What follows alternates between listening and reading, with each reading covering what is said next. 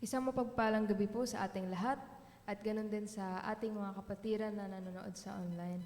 Tayo po ay magsitayo at awitan ang ating Panginoon. Sabi po sa Philippians chapter 2, verse 6 to 11, "Who, though he was in the form of God, did not count equality with God a thing to be grasped, but emptied himself by taking the form of a servant, being born in the likeness of men. And being found in human form, he humbled himself by becoming obedient to the point of death, even death on a cross.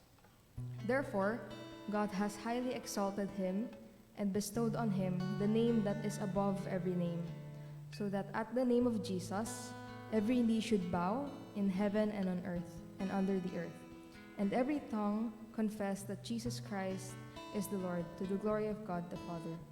Tunay po na tayo ay nandito, nakaawit sa Kanya dahil lang sa Kanyang grace, sa Kanyang mercy na ipinakita nung namatay ang ating Panginoong Jesus sa krus. Kaya siya lang ang karapat-dapat ng pinakamataas na papuri. Awitan natin siya na we're here to worship Him.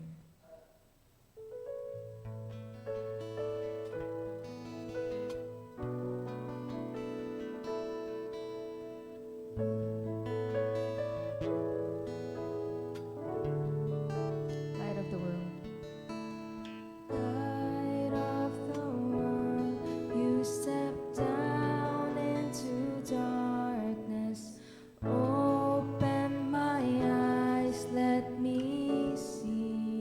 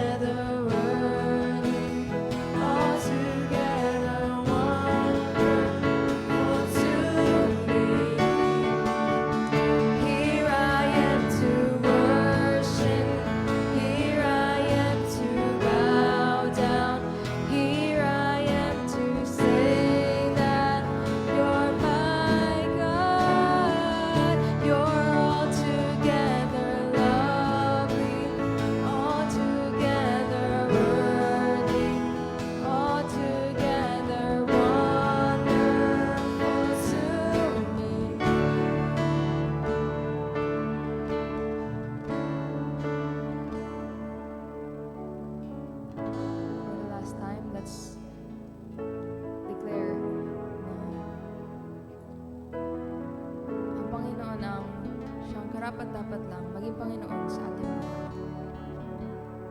Because He is our Creator, and He stepped down so that we can be saved.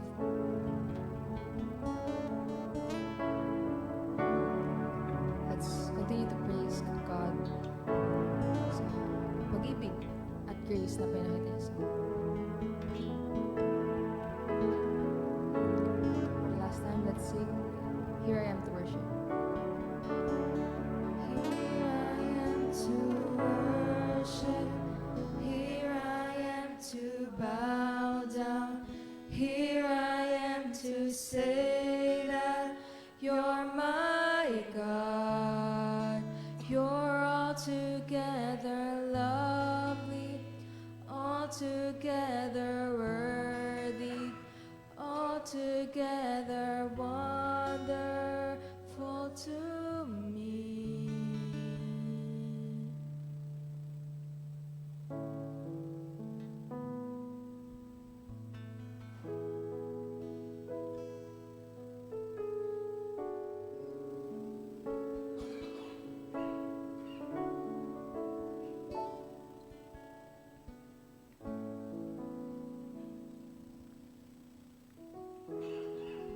Sabi po sa Salmo 117 verse 1 and 2, Purihin ninyo at parangalan ang Panginoon, kayong lahat ng mamamayan ng mga bansa. Dahil napakadakila ang pag-ibig sa atin ng Panginoon at ang kanyang katapatan ay walang hanggan. Tayo po'y manalangin. Panginoon namin makapangyarihan sa lahat, nagpapasalamat po kami, Ama, at nagpupuri sa iyong banal na pangalan. Salamat po, Panginoon, sa oras na ito na binigay mo po sa amin. Napakabuti mo, Panginoon, kahit marami kaming pagkukulang. Andyan ka, Panginoon, at tapat, Panginoon, na ibinibigay sa amin, Panginoon, lalo na ang aming mga pangangailangan. Patawad po, Panginoon, sa aming pagkukulang sa iyo. Maging karapat-dapat po kami, Panginoon, sa iyong harapan upang papurihan ka at pasalamatan. Dinadalangin po namin sa iyo, Panginoon, ang gawain ito. Ikaw ang aming maitaas at mapapurihan. Ito po ang samadalangin namin sa pangalan ni Jesus. Amen. Makakaupo na po ang kapulungan. Dako po tayo sa ating Thanksgiving. Siguro po, nagtaka kayo bigla akong dumating ng prayer meeting. Almost isang buwan may get na hindi ako naka-attend pati si pastor dahil nga po doon sa karamdaman niya. Napakabuti po ng Panginoon dahil sabi ko nga po, yung pangangailangan namin na yun, sabi ko hindi namin akalain na ganun na mababayaran yung bill na yun. Sabi ko, ang laki, sabi ko, saan tayo kukuha? Yun ang tanong ko, Lord, sabi ko, alam ko naman, hindi mo po kami pababayaan eh. Talagang wala pong imposible sa Panginoon kung ito po ibibigay natin sa Kanya. Kasi yun din pong karamdaman niya na yun na ang sabi po sa amin ng doktor sige, lalabas na kayo bukas, sabi sa amin ng doktor ng cardio. Kasi okay na siya. Tapos po, yung after ng birthday niya, kinabukasan, nahirapan po siyang huminga. Dumating po yung sa pulmo na doktor niya, ang sabi po, pa-x-ray, mismo po doon sa kama, in-x-ray po siya. Nakita, puno po ng tubig yung baga niya. Sabi ko, wala na pong kulay Yung ganito niya po, wala na talaga. Pero sabi ko, Lord, ano po ang plan mo? Ikaw po masunod. Pero ang tunay na ang buti ng Panginoon, sabi ko, Lord, maglilingkod pa kami. Tutuloy pa namin ang paglilingkod sa iyo, sabi ko. Pero kung ano po ang plano mo, ikaw po ang siyang masunod. Pero tunay po ang napakabuti ng Panginoon na balik po siya uli sa CCU. Nung after po ng opera niya, nilagyan nga po ng tubo doon sa gilid para tanggalin ng tubig sa baga niya. At sabi ko nga po, ang hirap din kasi yung pong kwarto na naghahanap kami ng mas mura, wala po talagang bakante. Dahil lahat daw po meron ng nakareserba doon sa mga kwarto na yun na hinihintay na namin na semi-private. Napunta po kami na sa private. Inabot po kami ng 10 days doon. Follow up ako ng follow up. Pakian na lang po, sabi ko, kung pwede kaming mailipat ng ibang kwarto, sabi ko. Yun po pala, may plano ang Panginoon sa amin. Yung pong doktora na sa pulmo na tumitingin sa kanya, sabi niya, labas na kayo, sabi niya. Kasi pag hindi kayo lumabas, mahahawa kayo doon sa mga katabi niyong mga kwarto. Kahit po glass ang mga kwarto namin, tapos kanya-kanya, makikita niyo pong meron nire-revive. Talaga pong bumibigay yung mga nandun sa mga katabi namin. Naririnig mo na nag-uungulan. Sabi ko, naka-private kami, pero lahat naririnig ko yung mga nila. Sabi ko, kaya mo yan sabi ko, kasi hindi naman tayo pababayaan ng Lord. Iniisip niya po yung bill. Ay, kung huwag mong isipin yun, ang Lord magpo-provide noon. Salamat po, maraming salamat sa Panginoon kasi hindi lang ang mga kapatiran ang tumulong sa pananalangin, sa pinansyal namin ding kailangan. Maraming pong salamat sa inyo. Yung pong mga sugat niya na talaga pong pinagtiyagaan naming mag-ina ni Jojo at saka ako. Naghihilom na po yung sa left side po nung hita niya. Magaling na, hindi na po namin nilalagyan ng pinaka-plaster. Tapos po yun sa right side, yun na lang po. Kanina pong nililinis ko, after ko po siyang paliguan. Kita ko po yung sabi ko, pa, magaling na. Sabi ko, okay na. Sabi ko, naghilom na yung mga sugat mo, makikita mo. Pero noon po talaga nung nakita ko na, sabi nga po, tuyo. Kita natin po, di ba, pag tuyo ang sugat, parang siyang, mayroon langib. Pero yung po pala, sa loob nun, hindi po maganda. Kaya po tapos iba po, may naaamoy ako, sabi ko. Hindi ko masabi, Papa, iba amoy ng sugat mo. Kasi ko din po na huwag manghina siya dun sa nangyayari sa kanyang pagsubok na yon. Sabi po ni Jojos, ma, dalhin natin sa ospital ulit. Pinuntahan po namin yung nag-opera sa kanya. Ni-repair po kami sa wound specialist. Kahit natakot po ako dun sa bill nila. Kasi po pala, mga galing sila sa ibang hospital. Tapos tinatawag lang sila pag may mga talagang pasyente na talagang lilinisin yung sugat. Si Jojo lang, sabi ko, Jo, ikaw na lang pumasok sa loob. Tingnan mo kung paano nililinis. Salamat po sa Panginoon dahil lahat ng tulong. Tapos pati po yon sa pulmo, nung last na check-up niya, sabi ko, doktora, sabi ko, magkano po yung babayaran namin sa inyo ngayon? Sabi ko, kasi every check-up yun, iba-iba ang mga mga professional fee.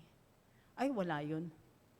Pangkain nyo na lang yun, tsaka pang-taxi nyo, sabi sa akin ng doktora. Sabi ko, salamat po, maraming salamat. Siguro nakikita niya na pinipilit namin na maging matatag.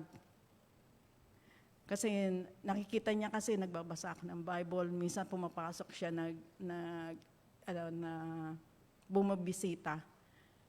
Naka-online ako sa DZS. Minsan po nakabukas yung Bible ko. Sabi ko, walang imposible sa Panginoon ko, ito po'y ibibigay natin sa Kanya. Ang mga pagsubok po na dumarating sa buhay natin, Minsan gusto po natin yung plano natin eh. Pero mas maganda po ang plano ng Panginoon para sa atin. Kaya binabalik ko po ang papuri at pasalamat sa Panginoon. Kung sino po ang gusto magpasalamat, dapat na lang po.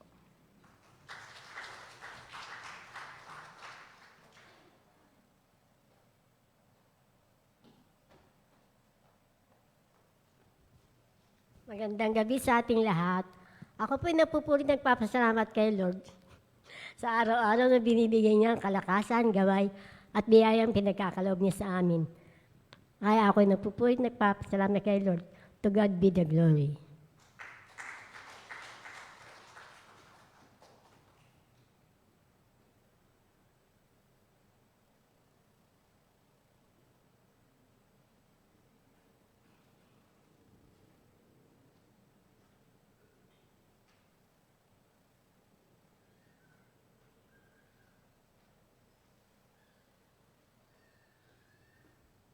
Isang mapagpalang gabi sa atin lahat. Purihin pong Panginoon sa buhay ng bawat isa. Nahingal po. Isa pong, nais ko pong pasalamatan ng Lord dahil hindi ko po na-expect na tinugon agad ng Lord yung prayers ko. Nakala ko po ay next year pa po ko makakaalis. Pero purihin ng Panginoon dahil nung isang araw po ay tinawagan po ko ng agency na mayroon na daw po akong employer. So, that daytime po ay pinamedical ka agad ako. So sabi ko, pwedeng bukas na lang po, sabi ko. So kahapon po nangyari. Pero nung kailang medical ko po ay nagkatrangkaso po ko kahapon. So nagdadalawang isip po ko kung magpapamedical po kasi talagang hindi ko po kaya. Pero sabi ko, Lord, kung kalooban niyo po na makapag-medical po ko, ay bigyan niyo po ko ng lakas at hindi ko po masabi sa agency na pwedeng sa ibang day na lang or next year na lang ganun. Pero hindi po pwede kasi nakakontract na po nakasign na po ko ng contract. So sabi ko, Lord, kung kalooban mo po to Lord, ay mapangyari po yung kalooban niyo po, Lord. Sabi kong ganun. So kahapon natuloy po yung medical.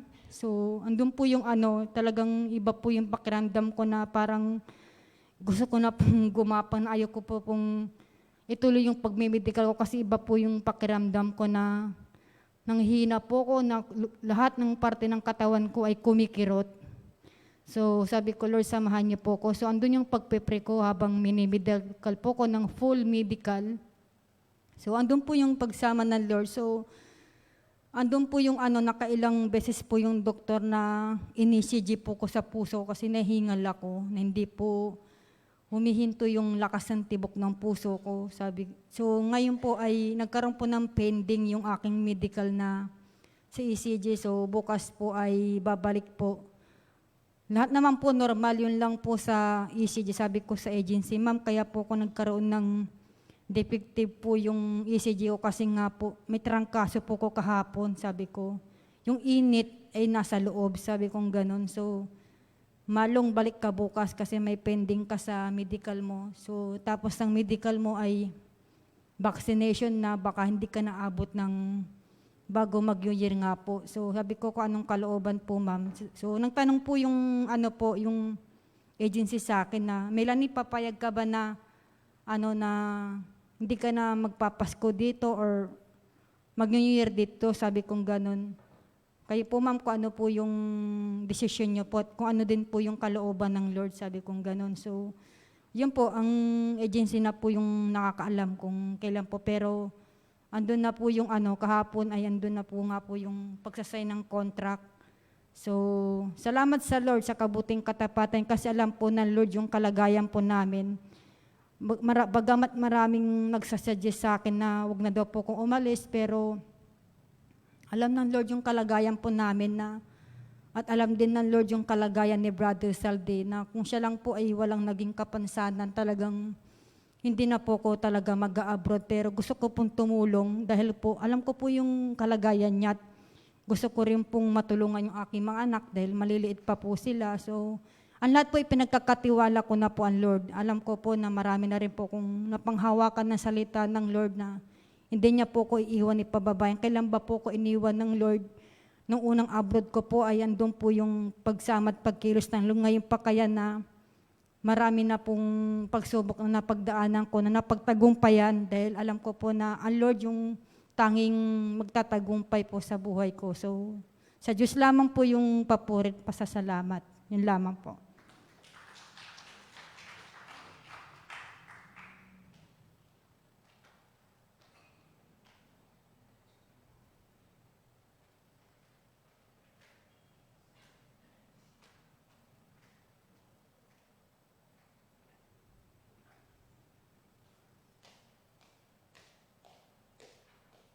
Hello. Magandang gabi po sa ating mga pastor, mga kapatiran. Ako po ay nagpupuri din po sa Panginoon sa araw-araw na protection niya sa family ko, sa aking mag-ina, tsaka yung last December 1st, church wedding anniversary namin ni Mrs. 25th anniversary po, parang silver po. Kaya lang po yung December 1st, ang kasama ko po, mga brother ko po, sister ko. Kasi 7 po kami magkakapatid, ngayon 6 na lang po. Ini-encourage ko po yung mga kapatid ko na hanggat malakas pa kami, ako po noon nag-open na every first week of the month, magbabanding kami sa magkakapatid, kain sa restaurant. Kaya pangalawang buwan na po ito na nagagawa namin magkapatid na magkakasama kami, nagbibiruan. Kahit yung isang kapatid namin nasa US, natutuwa rin. Maski yung mga kapatid namin ng magulang namin, natutuwa yung samahan namin magkakapatid, kung paano kami magmahalan, magtulungan. Talagang tutuwa ko yung last December kasi masasaya kami magkakapatid kahit na gusto ko kasi hanggat malakas pa kami, nakakapag-tawanan, nakakapagbiruan kami, kasama pa namin yung kapatid kong pastor, kaya isa pa yun sa kahit paano nakapag-encourage sa akin na yung kapatid ko pong pulis, na-encourage namin sumama rin dahil yun, medyo may makataas po yun nakapakinig po siya ng salita ng Diyos. Kaya kapasalamat sa Panginoon na kasama-sama kami. Puri sa Panginoon.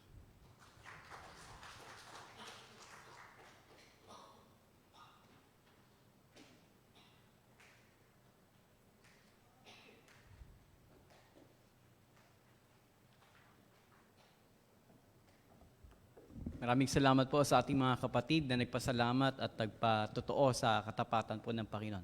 Magandang gabi po sa ating lahat.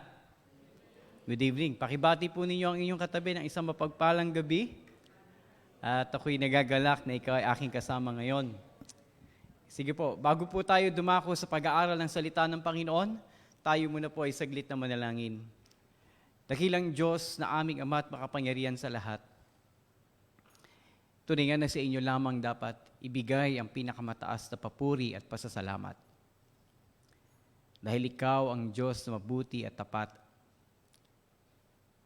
Diyos na umibig sa amin kahit hindi po kami kaibig-ibig. Ang Diyos na kumikilos sa aming mga buhay kung bakit namin nagagawa ang mga kalooban po ninyo. Kung bakit po kami nakakasunod ay hindi dahil sa aming sariling kalakasan, kundi ito po, Panginoon, ang kalakasan na nagmumula po sa inyo. Hayaan mo, O Diyos, sa gabing ito, na ang banal na Espiritu ang siya pong magbigay sa amin ng karunungan. Hinihingi po namin ang kanyang pagkilos sa aming kalagitnaan upang maunawaan po namin ang inyong mga salita. Gabayan niyo po kami sa aming pag-aaral, maging ang aming mga kapatid na nasa kanilang mga tahanan. Kayo rin po, Panginoon, ang siya manguna sa kanila. Sa inyo po namin ibinibigay ang papuri at pasasalamat sa pangalan ni Jesus. Amen. Ang title po ng ating mensahe ngayong gabi ay Finishing Well. Pagtatapos ng merong kainaman. Finishing Well. Ito po ay hango sa isinulat ni Lucas sa kanyang ebanghelyo sa Kabanata 14, talatang 28 hanggang 30. Ito po ay karugtong ng ating pinag-aralan nung nakaraang Wednesday. Ang title po natin nung nakaraang Wednesday ay Disqualified Disciples. O yung mga disipulo, mga sumusunod sa Panginoon pero hindi naman sila tunay na alagad ng Panginoon. Basahin po natin ang teksto, magsimula po tayo sa verse 24. Luke chapter 14, kung meron po kayong mga Biblia. Simula po tayo sa verse 25. Sabi dito, sumama kay Jesus ang napakaraming tao. Kabilang dito po yung maari yung 10,000 mga taong kanyang pinakain sa pamamagitan 5 tinapay at 2 isda. Humarap siya sa kanila at kanyang sinabi, hindi maaaring maging alagad ko ang sino mang umiibig sa kanyang ama at ina, asawa at mga anak, mga kapatid, at maging sa sarili niyang buhay nang higit sa akin.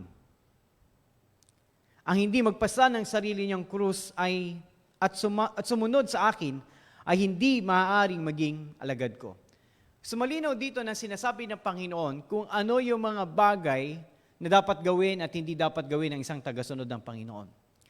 Sabi niya, hindi ka pwede maging alagad ko kung hindi mo ko iibigin ng higit kaysa sa iyong mga mahal sa buhay. At hindi ka maaaring maging alagad ko kung hindi ka matututong magsakripisyo o magpasa ng iyong krus araw-araw. Hindi ka rin magiging alagad ko kung hindi ka marunong sumunod sa aking sinasabi. Bagaman maraming taong sumusunod sa Panginoon, ngunit ipinapakita dito sa ating binasa na hindi mahalaga yung daming sumusunod. Ang mahalaga sa Panginoon ay yung tunay na alagad. It's not about the number. Jesus Christ is not amazed by the numbers of people following Him. What He wants is the heart of a disciple, yung taong tunay na sumusunod sa Kanya. That's why the qualification of being a disciple is first, you must deny yourself. Second, you must carry your cross daily. And third, you must follow Him. Maring sabihin natin, napakataas naman ng demand ng Panginoon. We have to deny ourselves. Iwaksin natin ang ating sarili. Pasanin natin ang krus araw-araw. Magsakripisyo tayo para sa Panginoon. At sumunod tayo palagi sa Kanya. Hindi pwedeng mag-time out. Hindi pwedeng magsabi na, Lord, pahinga muna. Sumunod tayo palagi sa Kanya. Napakataas ang Kanyang demand. Well, ang Panginoong Jesus, pag siyang nag-demand, ipinapakita niya rin sa kanyang sarili. Alam mo ba na ang Panginoong Jesus, iwinaksi niya rin ang kanyang sarili. Siya na anak ng Diyos ay nagpakumbaba at nag-anyong alipin. Pagpapakita lamang na He denied Himself as a God or as God, as the Son of God. Secondly, He did not only carry His cross, but He also died on the cross. And He followed the Father, or He obeyed the Father until His death. Pagtanggi sa sarili, pagpasan ng krus, at pagsunod. Yang tatlong bagay na yan, na hinihingi sa atin ng Panginoon, ay pinakita niya nung siya ay nandito sa lupa. Now, after this parable, after this demand ng Panginoon, siya ay nagbanggit ng isang talinghaga. At ito po yung magiging saklaw ng ating pag-aaral ngayon. Sabi sa verse 28, kung ang isa sa inyo ay nagbabalak na magtayo ng tower. Kung ang isa sa inyo ay nagbabalak na magtayo ng tore, hindi ba siya uupo muna upang magplano at kwentahin kung magkano magagastos niya upang matiyak kung may sapat siyang pera para maipatapos ang kanyang ipapatayo? Baka matapos mailagay ang mga pundasyon ay hindi naman mayari ang tore. Siya'y kukutyain lamang ng lahat nang makakakita niyon at sasabihin, ang taong ito'y nagsimulang magtayo, ngunit hindi naman naipatapos.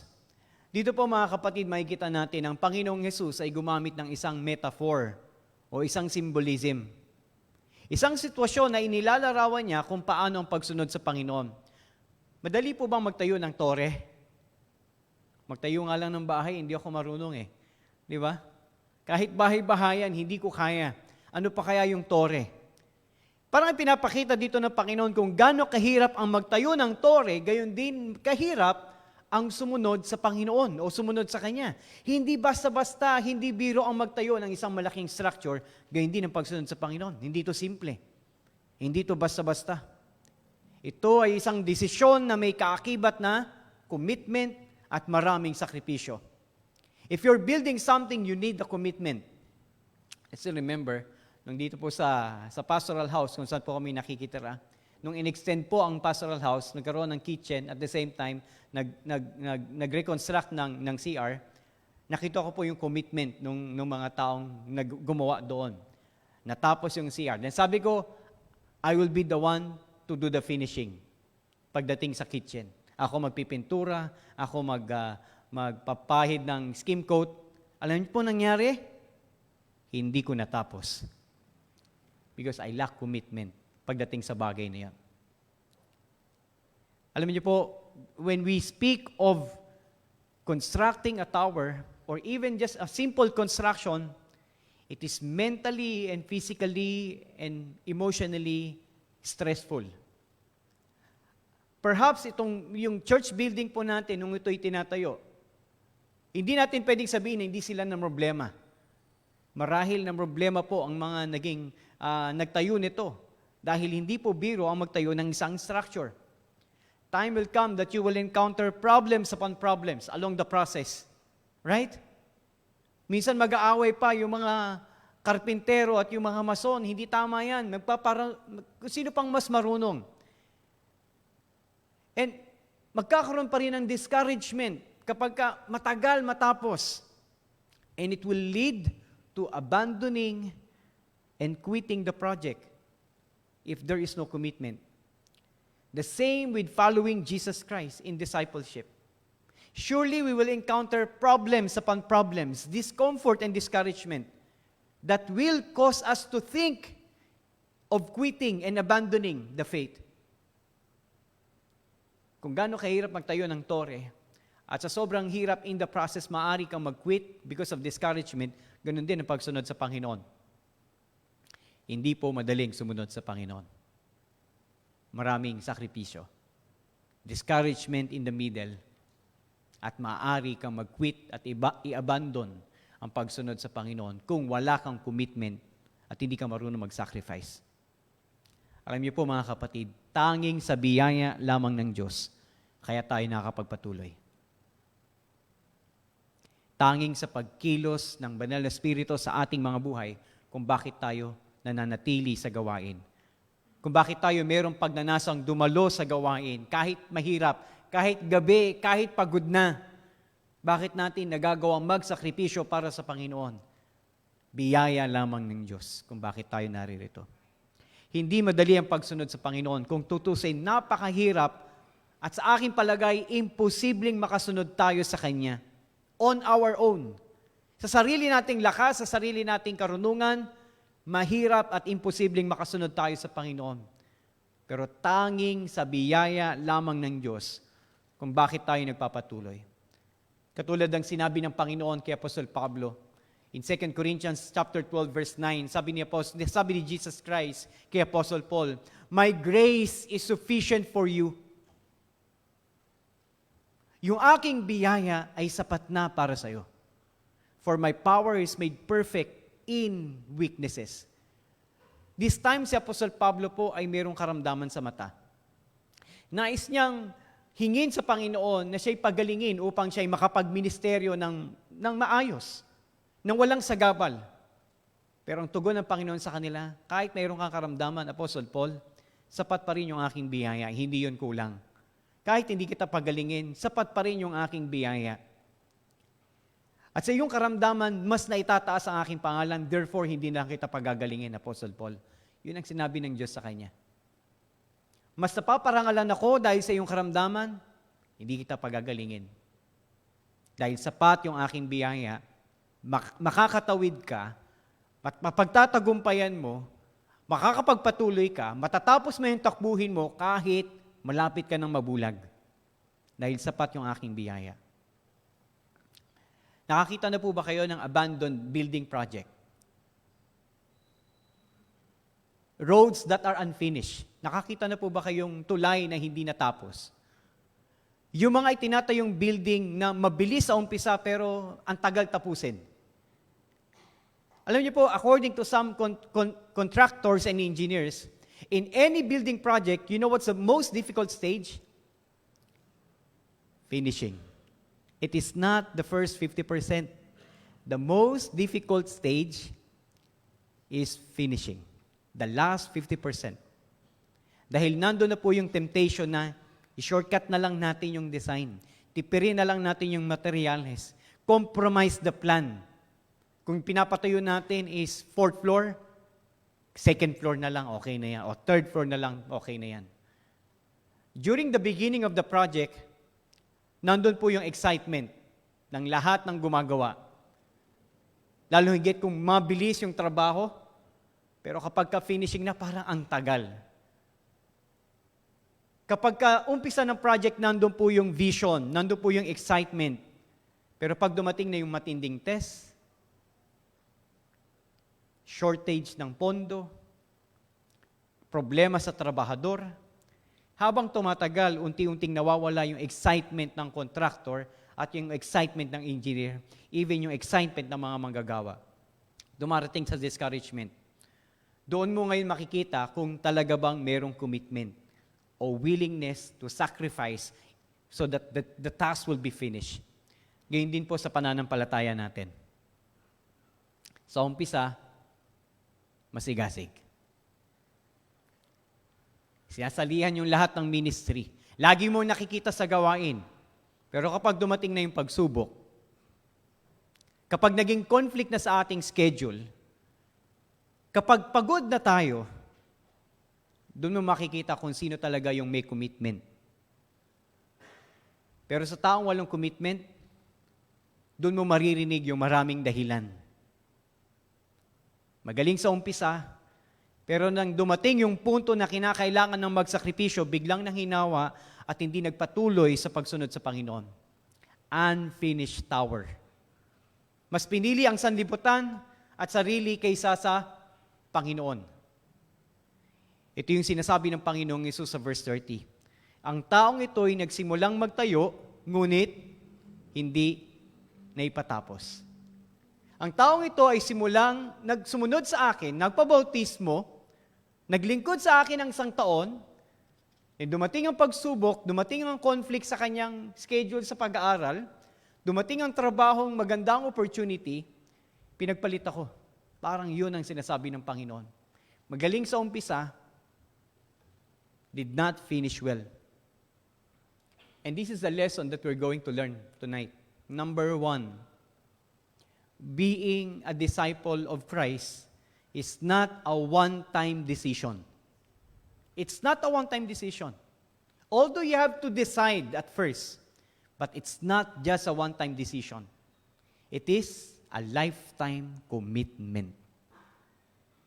Ang buhay mananampalataya sa umpisa masarap. Dahil lahat bago sa iyo eh. Bago yung awitin, bago yung mensahe, bagong buhay kay Kristo. Pero kapag tumagal ka na ng 2 taon, 3 taon, 5 taon, 10 taon, dumating ang discouragement, will you still be serving Christ? The question is, if you have commitment. That's why following Christ or being a disciple is not just a one-time event of our lives. It is not a one-time decision. It is a lifetime commitment. It's not, I have decided to follow Jesus. That's it. No. The song says, no turning back. Anumang unfinished na gusali, maaari mo bang tirhan? Unfinished na kalsada, maaari mo bang daanan? Unfinished tower, can you call it a tower? The same thing with the person who did not continue in following Christ. Can you call him a disciple? Kung hindi natin matatawag na tore, ang pundasyon lang at hindi tinapos, gayon din ang pagiging disciple ng Panginoon.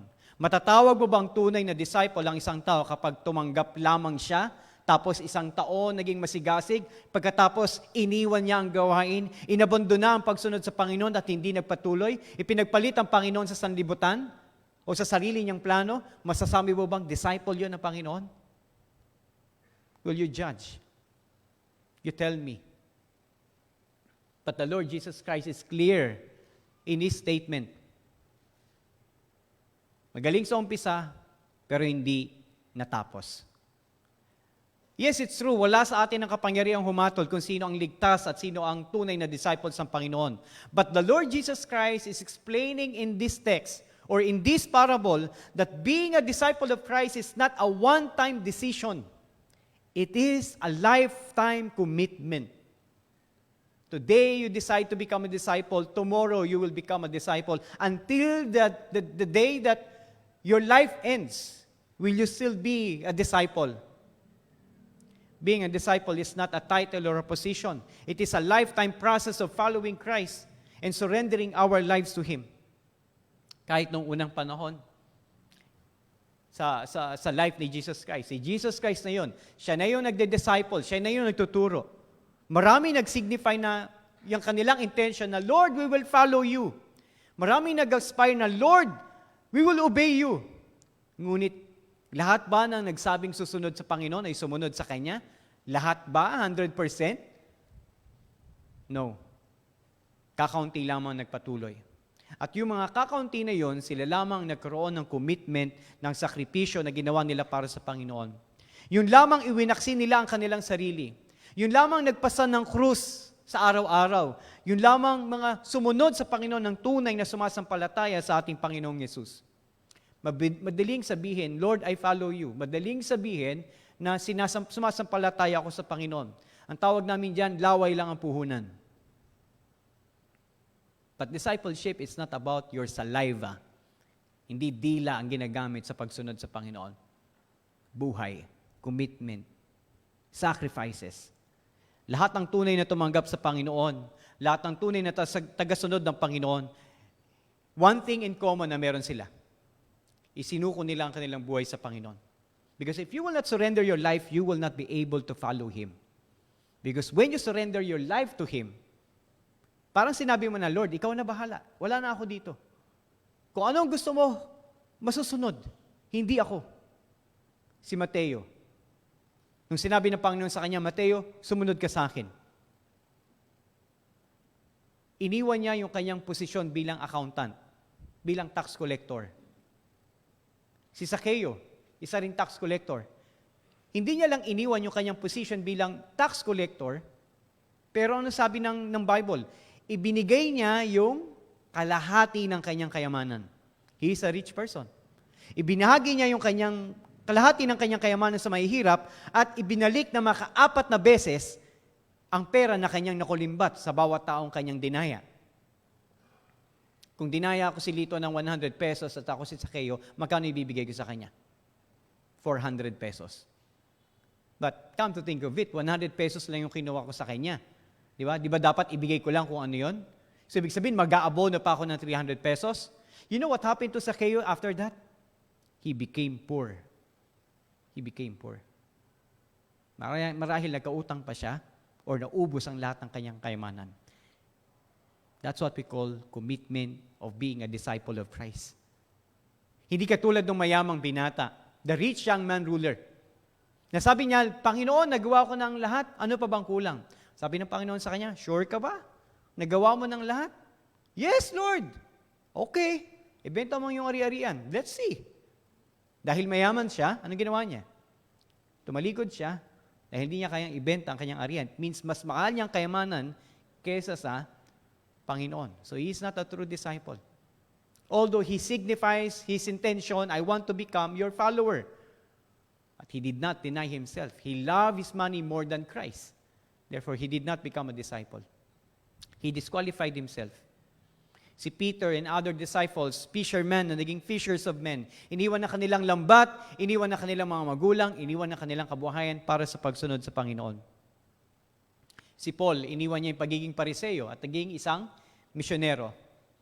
Every disciple of Christ comes to a point of total surrender. Every disciple of Christ, you and me, if you treat yourself as a disciple of Christ, we will come to a point of total surrender. And tonight, what do we need to surrender? What do we need to surrender? Kayo at ang Diyos ang mag-usap. Ako at ang aking Panginoon ang mag-uusap. What do I need to surrender? Hindi tayo dapat umalis sa lugar na ito. Hindi dapat matapos ang ating online worship service ng hindi natin nasasagot, what do I still need to surrender? If there's things that we have not yet surrendered, it's not total surrender. And we will not be able to follow Him totally and fully. But if we totally surrender everything to God, that's the time that we can call ourselves disciples of Christ. That's the time that we can follow Him until the end and finish well.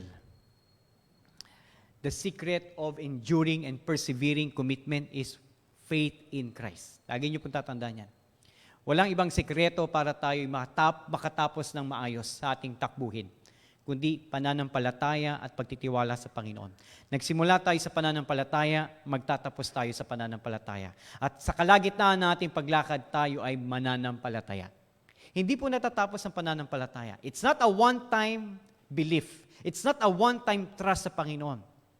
When you trust the Lord Jesus Christ, when you accept Him as Lord and Savior, that's the beginning of your faith until the end. Magtitiwala ka sa Panginoon. Until you makamtan mo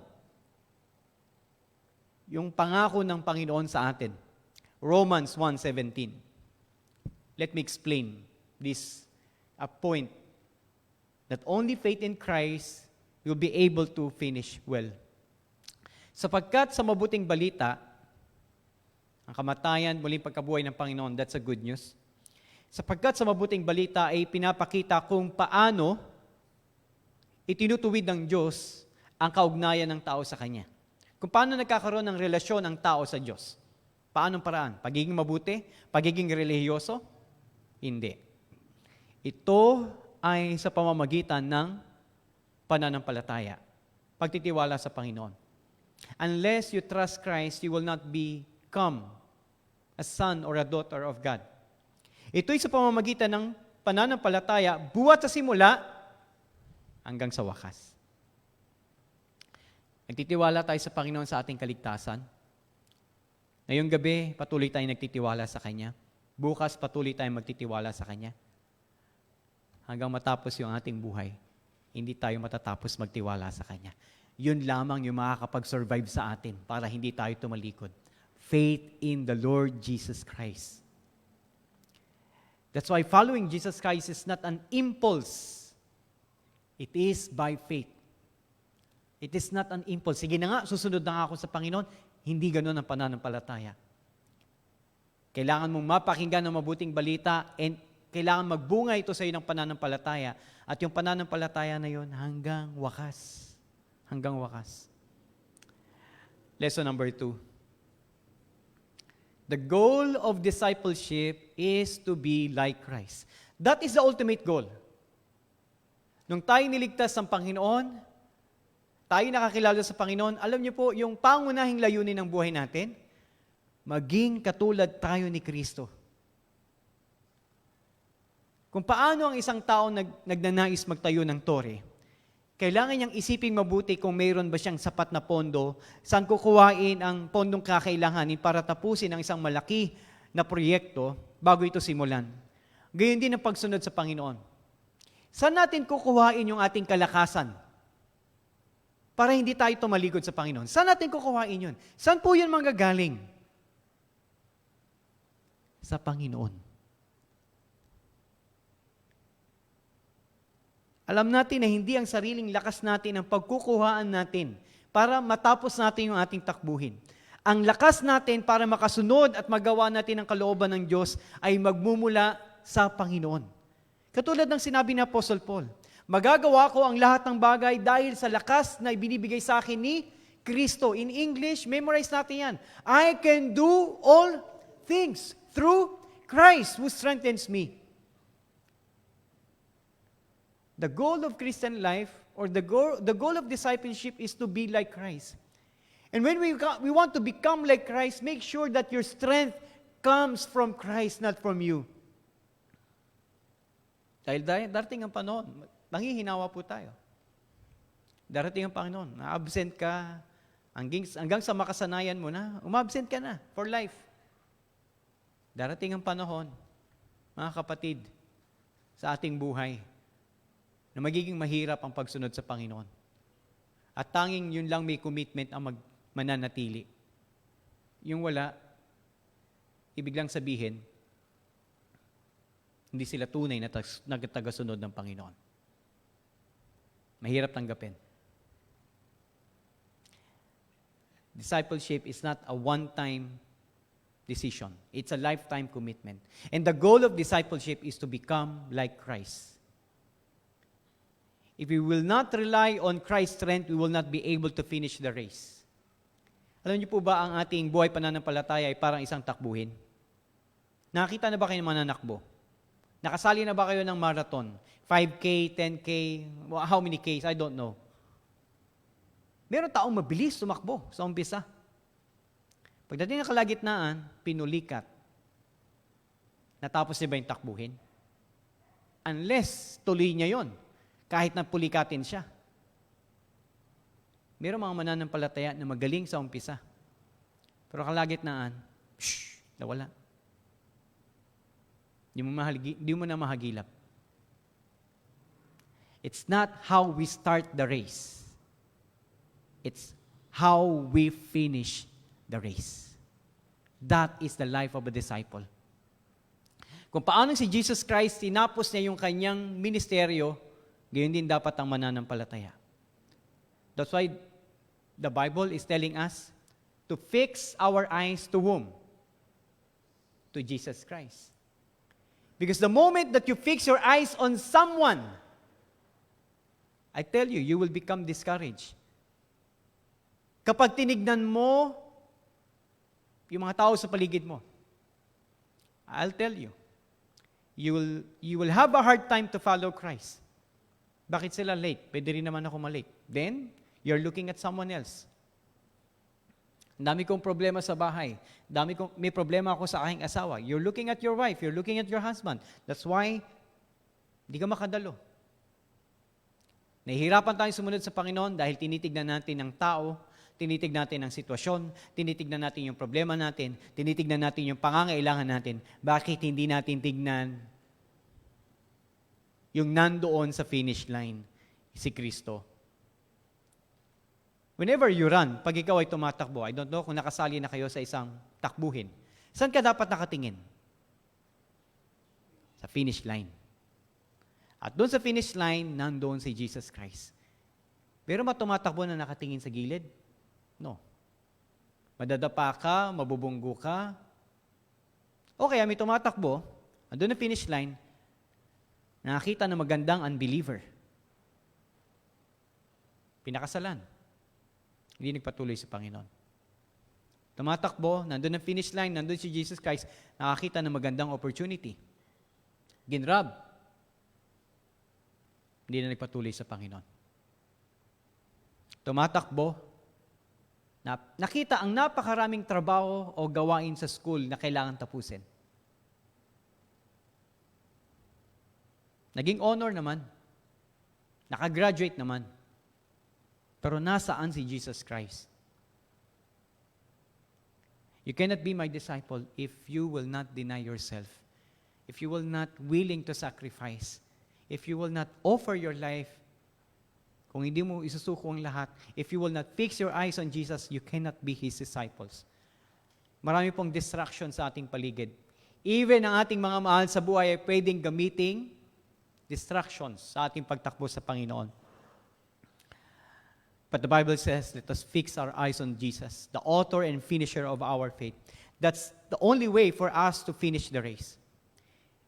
And if you want to be like Christ, we must also think like Christ. Kailangan mag-isip tayo katulad ni Jesus Christ. No, paano mag-isip si Jesus Christ? Philippians 2:5-8. I hope nababasa niyo po ang ating text. If not, pwede niyo pong buksan ang inyong Bible. Philippians 2:5-8. Naway magkaroon kayo ng kaisipan. Clear. Klaro naman, no? Naway magkaroon kayo ng kaisipan tulad ng kay Kristo. Ano yung kaisipan ni Kristo? Ano yung mindset ni Jesus Christ na dapat natin taglayin? Verse 6, kahit taglay niya ang kalikasan ng Diyos, hindi niya ipinagpilitang manatiling kapantay ng Diyos.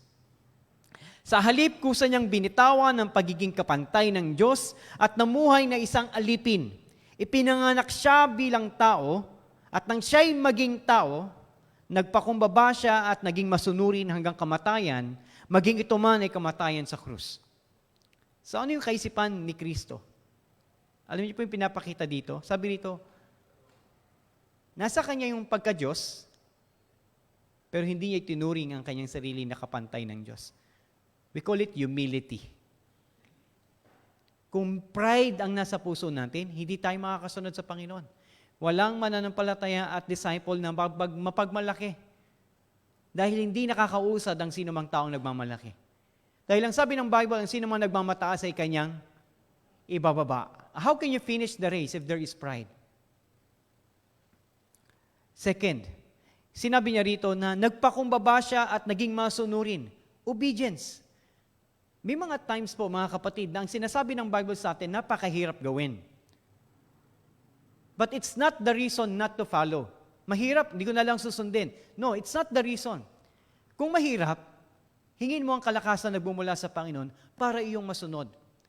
Kasi wala nang iba tayong dapat gawin para tayo maging katulad ng Panginoon, kundi sundin ang nilakaran ng ating Panginoong Hesus. If we want to be like Christ, we must think like Christ. We must be humble. We must be obedient.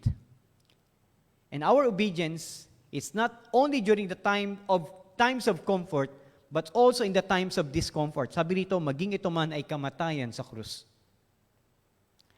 Yes, there are times that we want to quit. Mayroong mga pagkakataon na gusto na nating tumigil. There are times that Christian life is so difficult. It's easy to say, I'm done. I don't want to follow. I quit. But the moment we remember the finished work of Jesus Christ on the cross, we will have the confidence because He who began the good work in you is faithful to complete it. It's faithful to complete it. Tanging si Kristo lamang ang makakapagpatapos ng ating takbuhin na hindi natin kayang tapusin. We began with faith and we end believing, nananampalataya sa ating Panginoong Hesus. Sabihin mo sa iyong katabi, kita tayo sa finish line. Because true disciples of Christ finish well. True disciples of Christ finish well. I feel you. Me as a pastor na nga ako eh. Minsan gusto ko pang sumuko. Minsan gusto ko pang mag-stop. That's part of our struggle as human. Our struggle as sinful men. It's only by grace. It's only by grace, not by our works. I have so many situations in my life, I stop na. Ayoko na. I don't question the existence of God. But sometimes the question is, karapat dapat pa ba? And the answer is yes. Katulad ng sinabi ni Pedro, kung hindi po kami susunod sa inyo, ano pa mangyayari sa amin? Iniwan na po namin ang lahat. Ngayon ka pa ba susuko? Ngayon ka pa ba magsasabi na, pahinga muna? No. Walang hintuan sa paglilingkod sa Panginoon. Mahirap man ang ating takbuhin, kung nasa atin ang Panginoon, matatapos natin ang anumang takbuhin na Kanyang pinasimulan sa atin dahil tapat ang Diyos na nangako sa atin hanggang wakas. Amen? Tayo manalangin. Dakilang Diyos na aming ama't makapangyarihan sa lahat, maraming salamat po. Indeed, only by your grace we are saved, and only by your grace that we will continue enduring, persevering until the end. Tunay nga na ang kalakasan po namin ay nagmumula sa aming Panginoon. At kailanman ang kalakasan na ito ay hindi nauubos. ito'y laging available sa mga taong handang magsakripisyo, sumunod sa Kanya. Salamat po, Panginoon. At dito namin masasabi na masarap ang sumunod sa inyo kahit mahirap dahil kasama namin kayo. Hindi niyo kami iwanan. Hindi niyo kami pababayaan. At darating ang panahon na makikita ka na namin mukha sa mukha at dooy wala ng paghihirap. Maririnig namin ang iyong tinig na magwe-welcome sa amin. At last, narito ka na, aking tapat at mabuting alipin. Maraming salamat po, Ama. Ito po aming panalangin sa pangalan ni Jesus. Amen.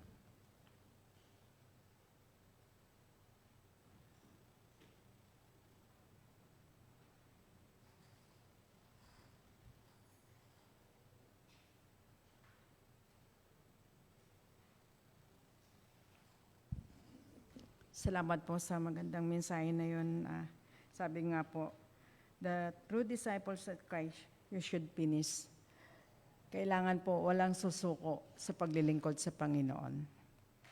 Tinatawagan ko po ang ating mga kapatid para likumin ang ating kaloob.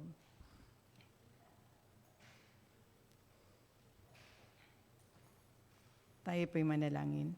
Panginoon namin makapangyarihan sa lahat, nagpapasalamat po kami, Ama, tagpupuri sa iyong banal pangalan. Salamat po, Panginoon, sa mensahe na ibinigay mo po sa amin na ang tunay na Kristiyano, Panginoon, at naglilingkod sa iyo. Kahit na anong problema ang aming mararanasan, hindi kami susuko dahil ikaw, ang biyaya mo, Panginoon, ay sapat. Panginoon, at aming kalakasan, lalo na ang mga salita mo, Panginoon, at pangako mo sa amin. Panginoon, dinadalangin po namin sa iyo ang kaloob na malilikom sa gabing ito. Maging karagdagan, Panginoon, sa mga biyaya at ang ganun din po, Panginoon, na magamit, Panginoon, sa gawain mo. Ito po ang samdalangin namin sa pangalan ni Jesus. Amen at amen.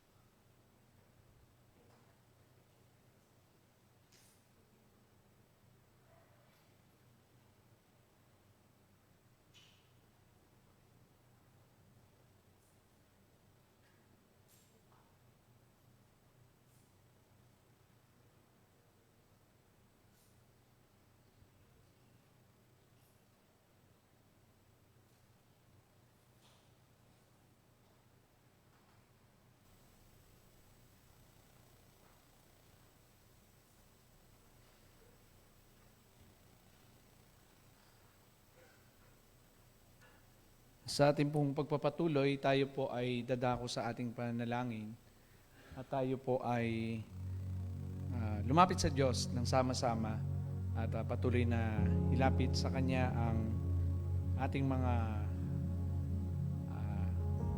panalangin at bigatin sa buhay at patuloy rin natin sama yung mga prayer concerns din po ng ating ng church.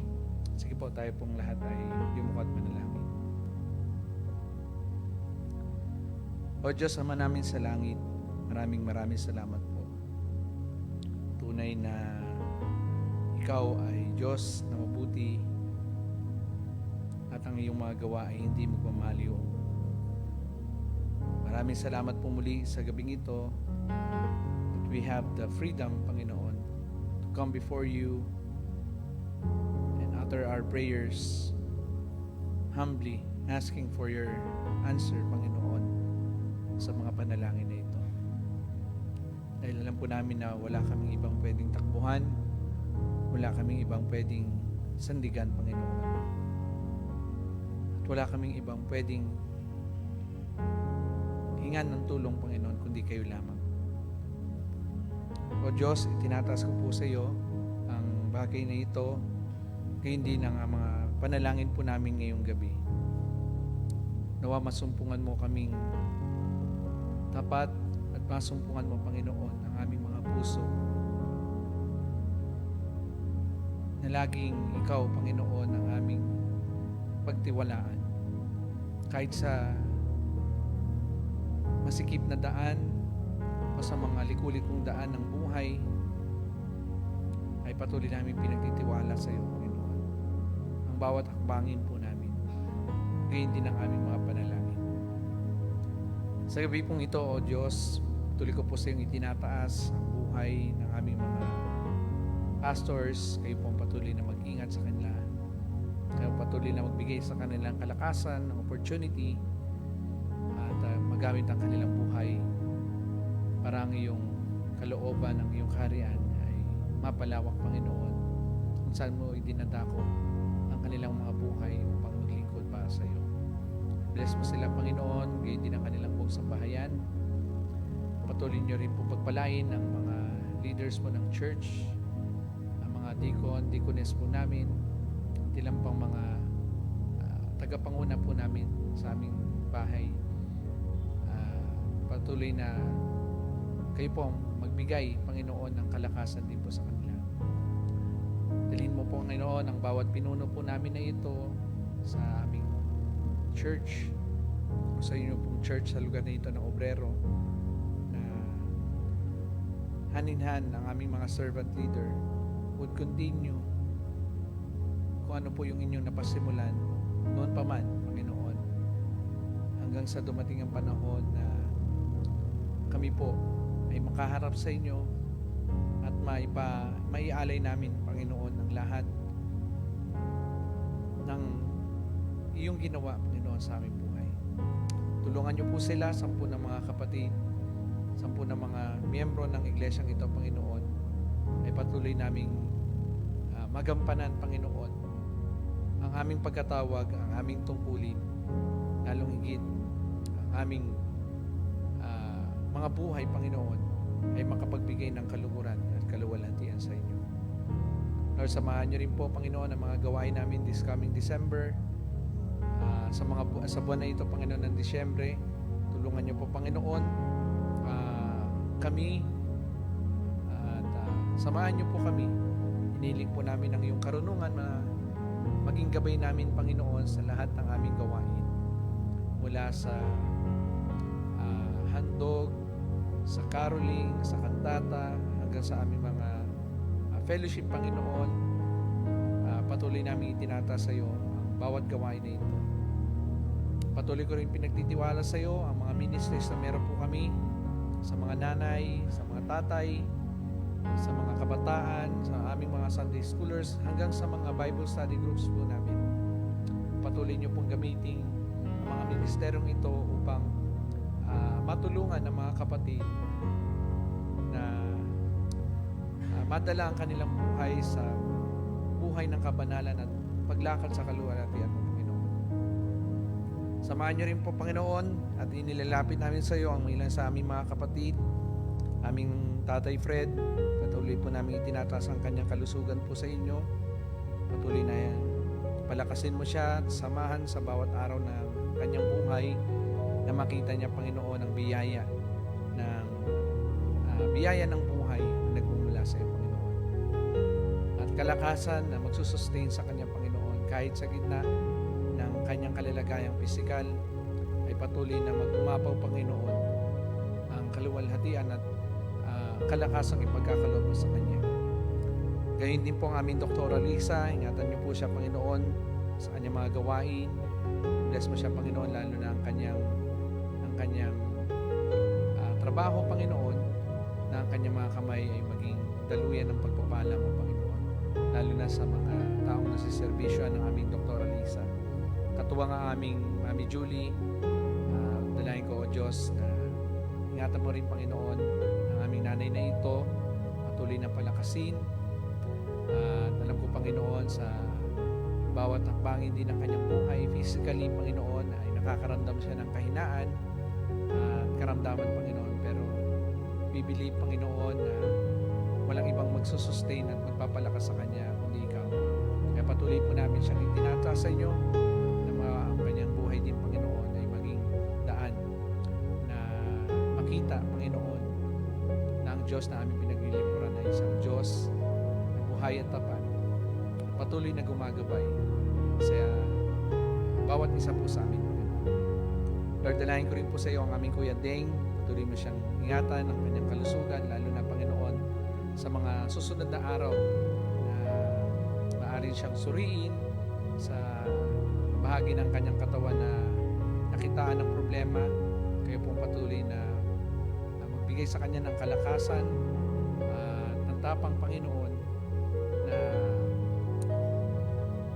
marinig at makadako, Panginoon, sa mga doktor na kanyang lalapitan at pupuntahan, Panginoon, upang magamot, Panginoon, ang kanyang sakit o yung karamdaman, Panginoon, sa kanyang katawan.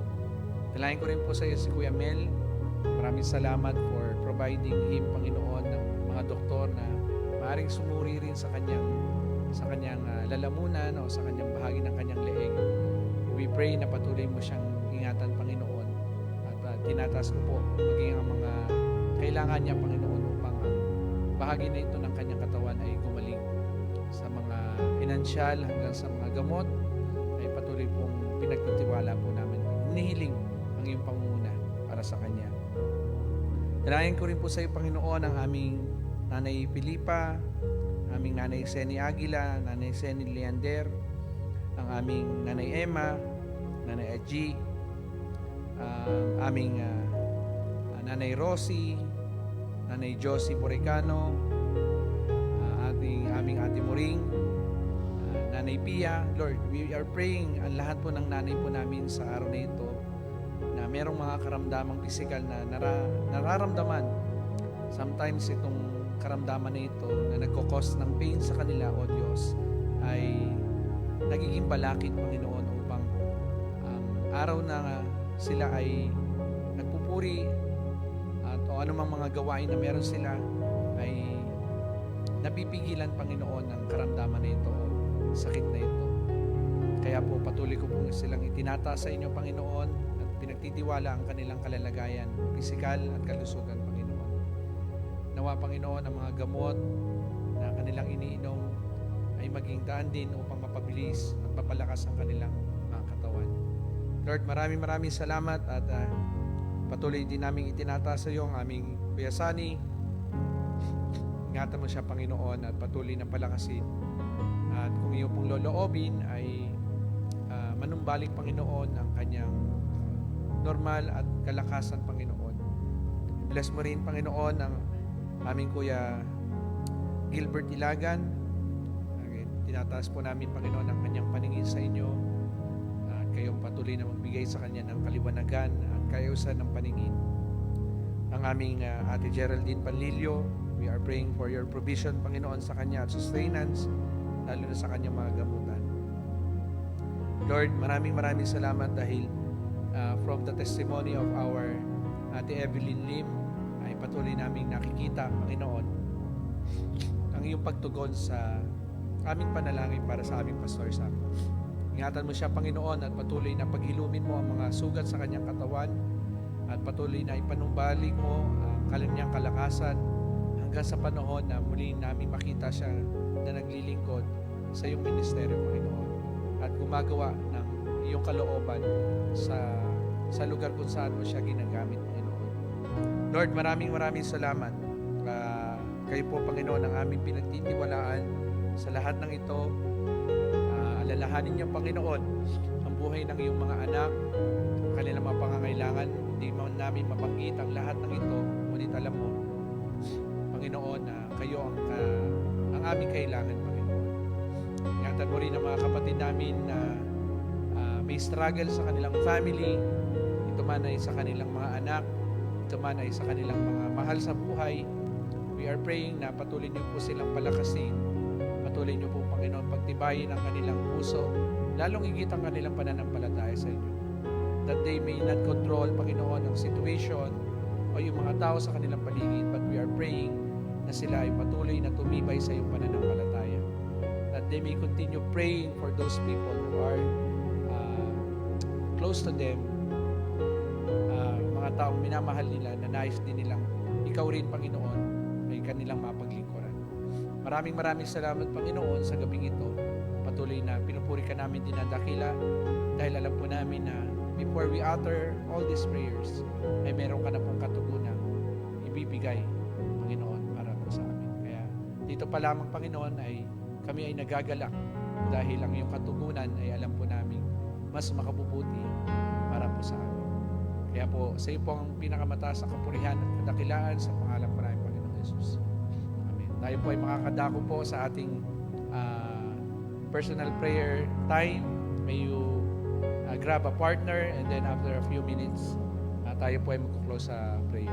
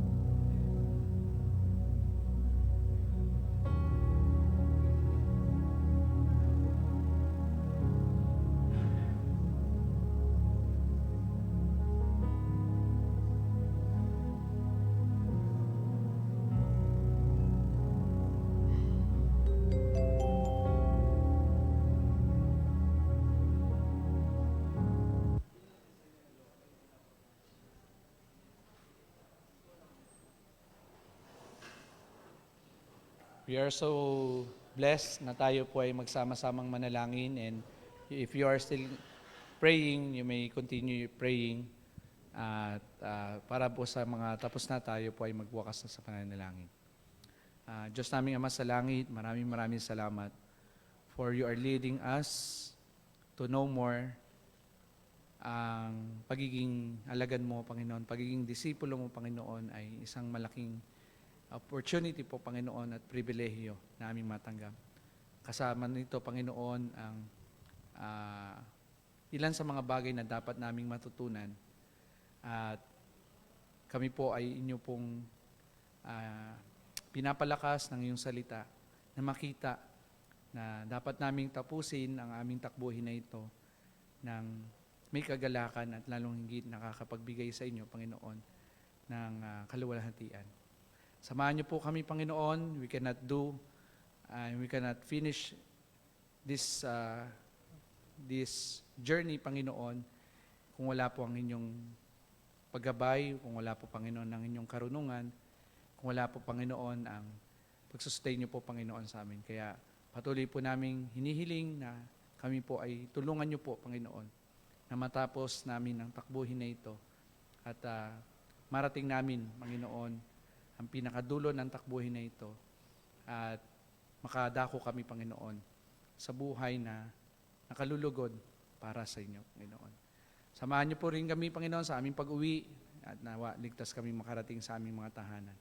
Maraming salamat, Panginoon. May you bring us back, Panginoon, sa ilang pang mga gawain namin na inyo po ipagkakatiwala sa amin. Ito po aming dalangin sa pangalan po namin, Panginoong Jesus. Amen.